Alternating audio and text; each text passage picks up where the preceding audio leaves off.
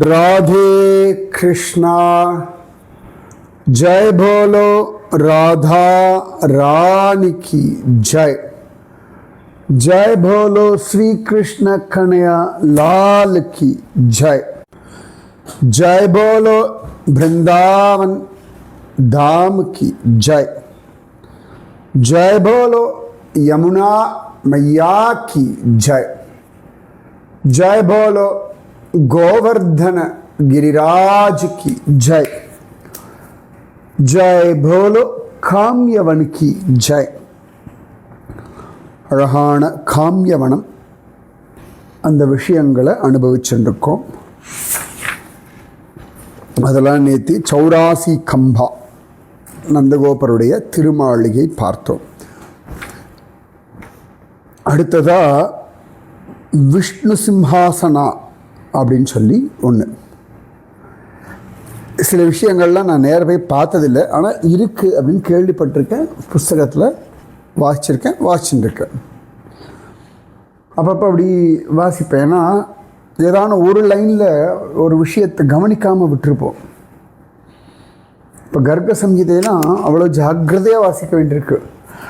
கிருஷ்ண கதை தானே அப்படின்னு போயிட்டோம்னா ஒரு வரியில் ஒரு பெரிய ரகசியம் உட்காந்துருக்கு.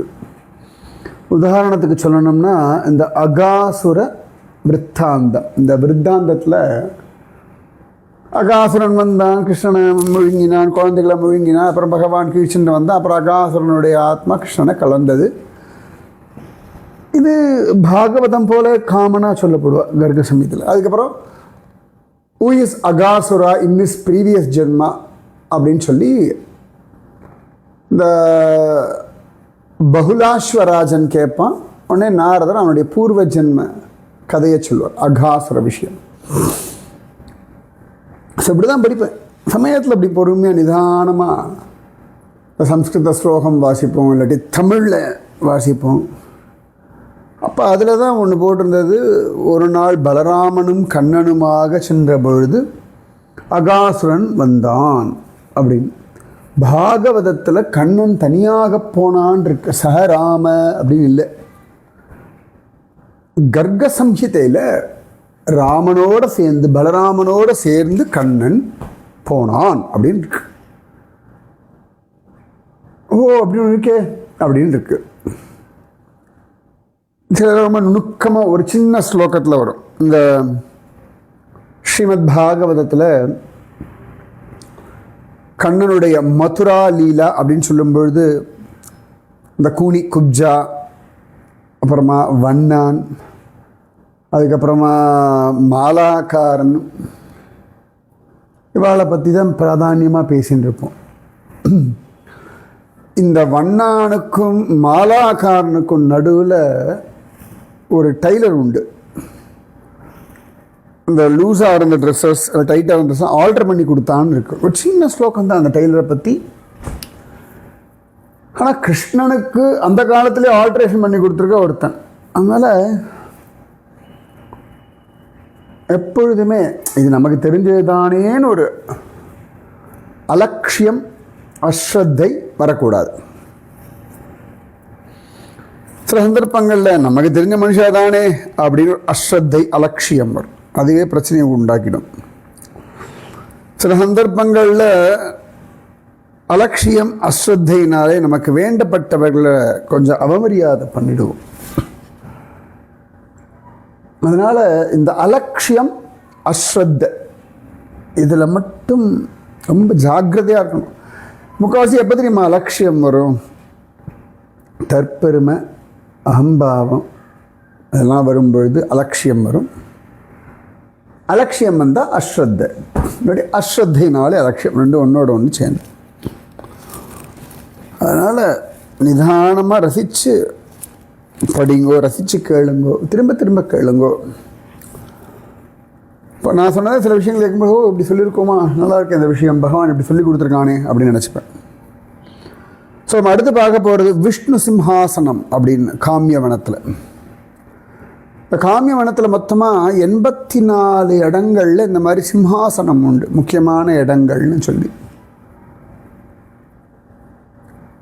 அதில் ஒன்று இந்த சிம்ஹாசனம். இந்த சிம்ஹாசனம் அப்படின்னா சிம்மமே ஆசனமாக, சிங்காசனம், சீரிய சிங்காசனத்து இருந்து அப்படின்னு ஆண்டாள் சொல்லுவாள்.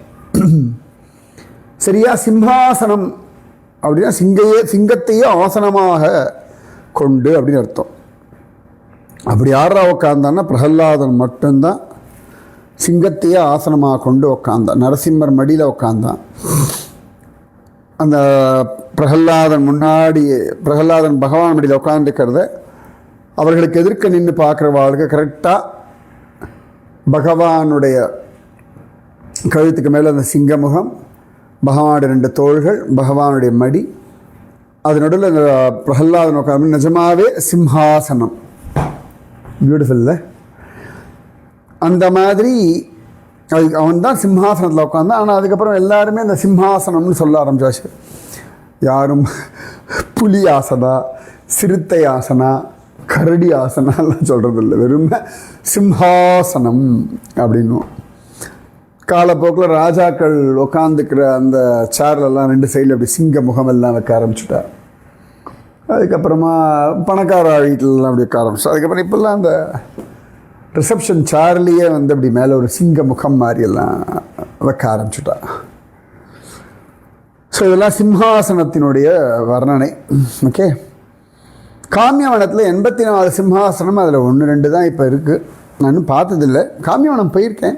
ஓகே, ஸோ இந்த இடத்துல விஷ்ணு சிம்ஹாசனம்னு ஒன்று இருக்குது. அதாவது எக்ஸாக்ட் ஸ்பாட் என்னென்னா, இங்கே வருஷம் இந்த ஜனங்கள், காமியவனத்து பக்தர்கள் லக்ஷ்மி நாராயண கல்யாணத்தை கொண்டாடக்கூடிய ஒரு இடம் இது.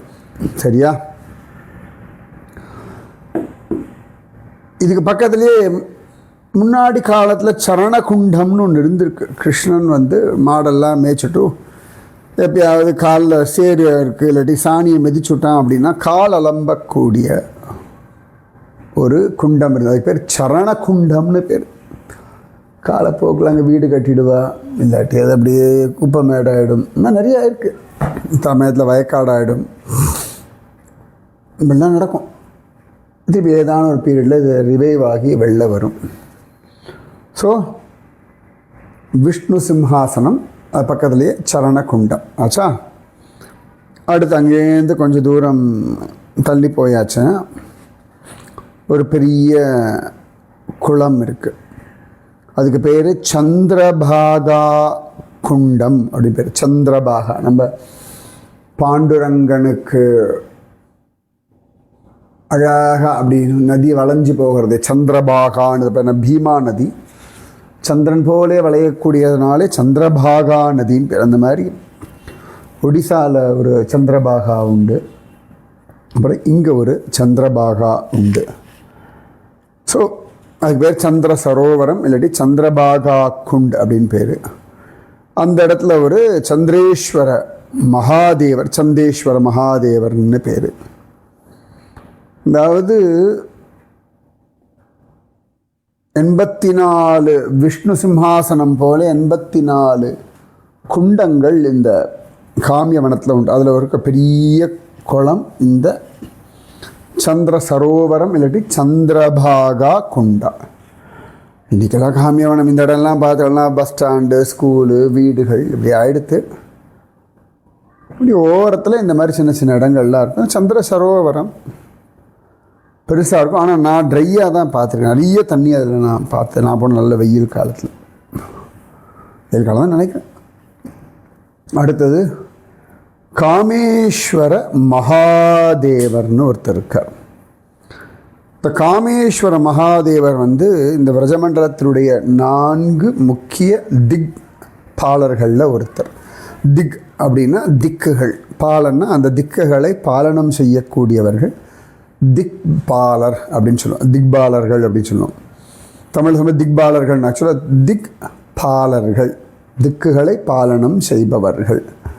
பூபாலன், கோபாலன், திக்பாலன், துவாரபாலன். நம்ம துவாரபாலகர்கள்னு, துவாரபாலர்கள், துவாரத்தை பாலனம் செய்யக்கூடியவர்கள், துவாரபாலன். ஸோ ஸோ அந்த மாதிரி 4 திக்பாலர்கள். அதில் வந்து பூதேஸ்வரர் அப்படின்றது மதுராவில், சக்கரேஸ்வரர் கோவர்தனம், கோபேஸ்வரர் பிருந்தாவனத்தில், அந்த மாதிரி இந்த காமியவனத்தில் காமேஸ்வர் மகாதேவர்னு அவருக்கு பெயர். ஸோ விஷ்ணு சிம்ஹாசனா, சந்திர சரோவரம், அதாவது சந்திரபாகா குண்டம், அப்புறமா காமேஸ்வர மகாதேவர் கோவில்.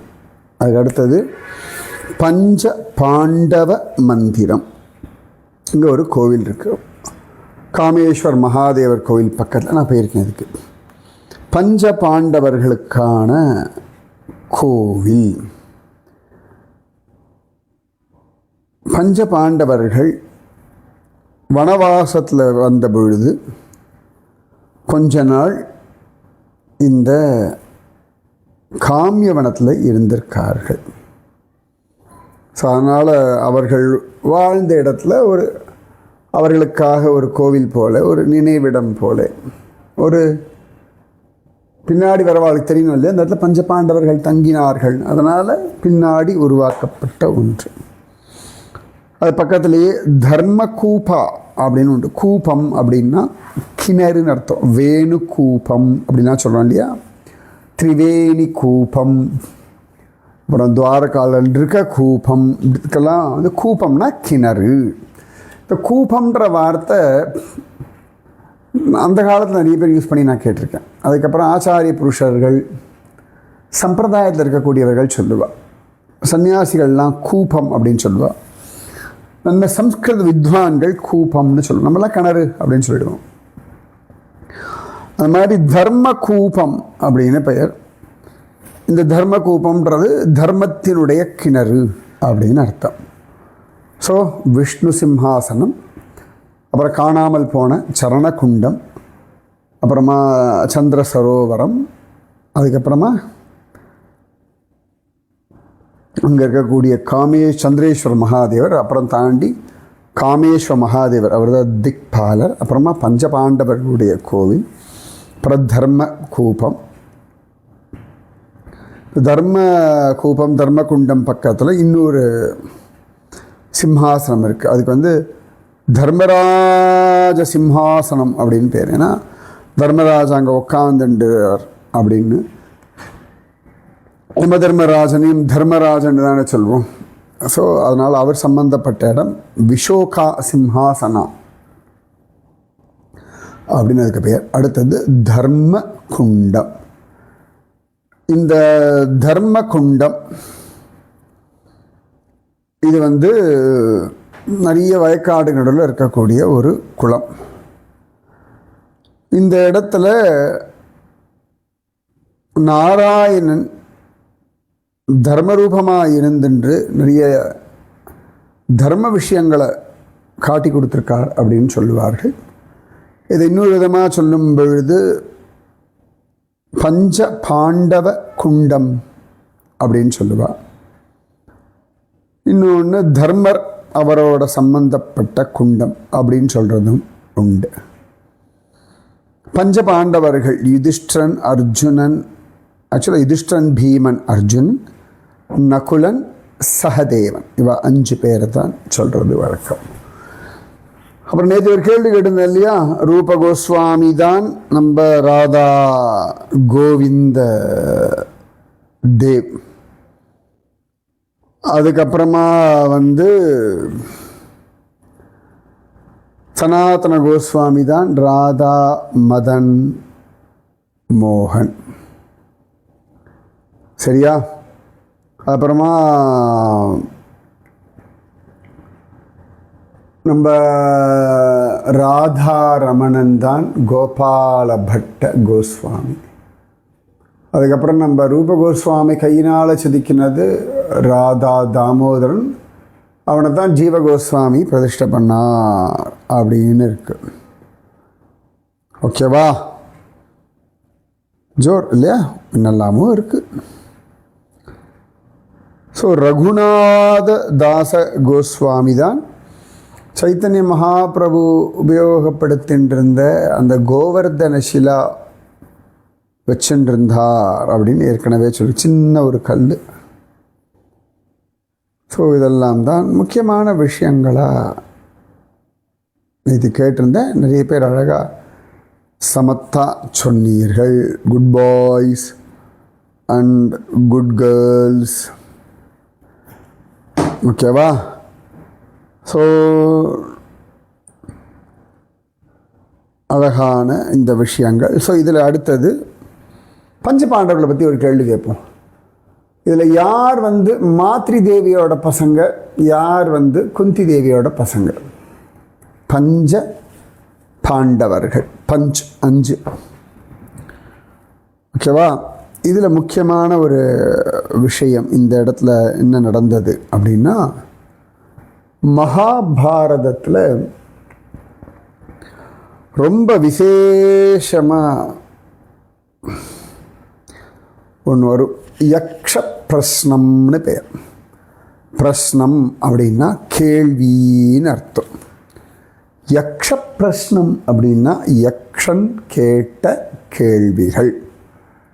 இன்றைக்கும் கேரள தேசத்தில் ஏதான ஒரு பிரஸ்னம் வச்சு பார்க்கறதுன்னு ஒரு வழக்கம் உண்டு. ரைட்? பிரஸ்னம் வச்சு பார்க்குறோன்னா பிரஸ்னம் அந்த சோழியெல்லாம் போட்டுப்பா நிறைய உண்டு வச்சுக்கோங்க. அதில் நம்ம ஏதாவது சந்தேகம், நமக்கு வேண்டிய கேள்விகள் கேட்டோம்னா அந்த விஷயம் தெரிஞ்சு பிரஸ்னம் பார்க்குறவர்கள் அந்த மெத்தடில் பூஜையெல்லாம் பண்ணிவிட்டு நாம் கேட்ட கேள்விகள் அந்த சோழியை போட்டு அதில் வர எண்ணிக்கையை கொண்டு பதில்கள் இப்படியெல்லாம் சொல்லுவார்கள். ஸோ இங்கே யக்ஷ பிரஸ்னம், யக்ஷன் கேட்ட கேள்விகள். யாரை பார்த்து கேட்ட கேள்விகள், எதற்காக கேட்ட கேள்விகள்னால், இந்த பாண்டவர்கள் வனவாச சமயத்தில் ரொம்ப அப்படி சுத்திண்டு வந்தார்கள்.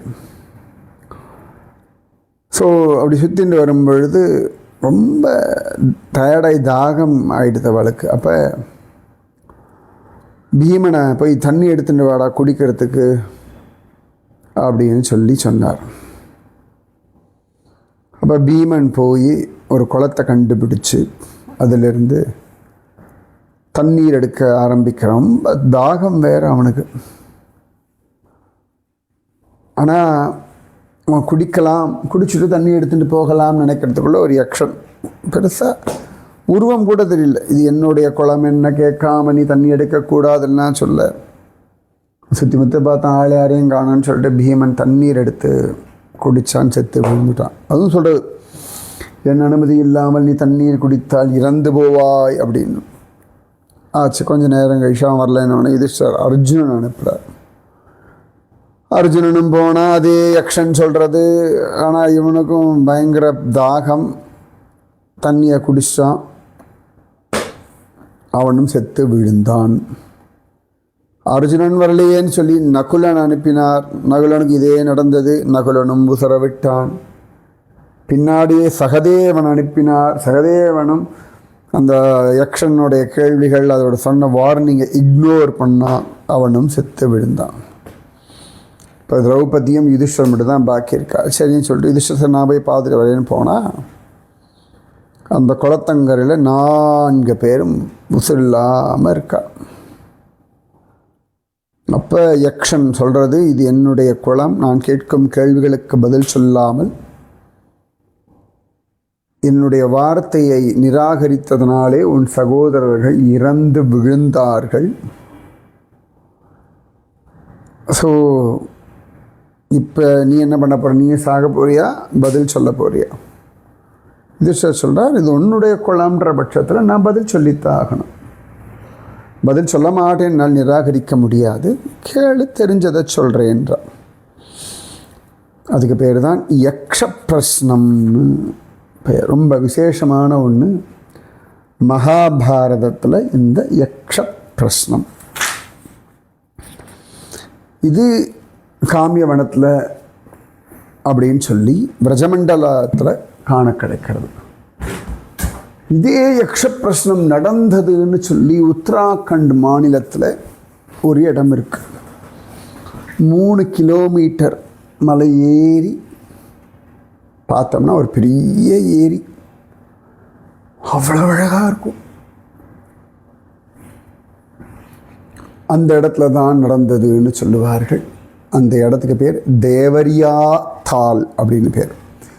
இதோட 2 தடவையோ 3 தடவையோ ஞாபகம் இல்லை, எப்படி 3 தடவை குறைஞ்சபட்சம் போயிருக்கேன். 1 2 3 ஓகே, மேபி 4 இருக்கலாம், தெரியாது. 3 தடவை போயிருக்கேன். அங்கே தான் யக்ஷ பிரஸ்னம் நடந்ததுன்னு சொல்லுவார்கள். அது எப்படி, இதுவும் உண்மையா அதுவும் உண்மையா? சில சந்தர்ப்பங்களில் ஒவ்வொரு காலகட்டத்திலையும் அதே விஷயங்கள் திரும்ப திரும்ப நடக்கும். அப்போ இடங்கள் மாறும். ஸோ இங்கேயும் நடந்திருக்கும், அங்கேயும் நடந்திருக்கிறதுக்கான வாய்ப்புகள் உண்டு. இது ஒரு சுகம்னா அது ஒரு சுகம். மலை ஏற முடிஞ்சவாளுக்கு அது ஏறி பார்த்துடலாம், நடக்க முடிஞ்சவாளுக்கு காமியவனத்தில் போய் இதை பார்த்துடலாம். பட் 2மே அழகான இடங்கள். 2துலேயுமே சொல்லப்படுகின்ற விஷயம் என்னமோ யக்ஷன் கேட்ட கேள்விகள், அதற்கு யக்ஷ பிரஸ்னம்னு பெயர். ஸோ அந்த குண்டம்தான் தர்ம குண்டம் அப்படின்னு இங்கே காண கிடைக்கிறது. இன்னும் உண்டு, மீதி நாளை சொல்கிறேன். ராதே கிருஷ்ணா, ராதே கிருஷ்ணா, கிருஷ்ணா ராதே, ராதே கிருஷ்ணா, கிருஷ்ணா ராதே, ராதே கிருஷ்ணா, கிருஷ்ணா ராதே, ராதே கிருஷ்ணா, கிருஷ்ணா ராதே. जय बोलो राधा रानी की जय, जय बोलो श्री कृष्ण कन्हैया लाल की जय, जय बोलो वृंदावन धाम की जय, जय बोलो यमुना मैया की जय, जय बोलो गोवर्धन गिरिराज की जय, जय बोलो काम्यवन की जय. राधे कृष्णा.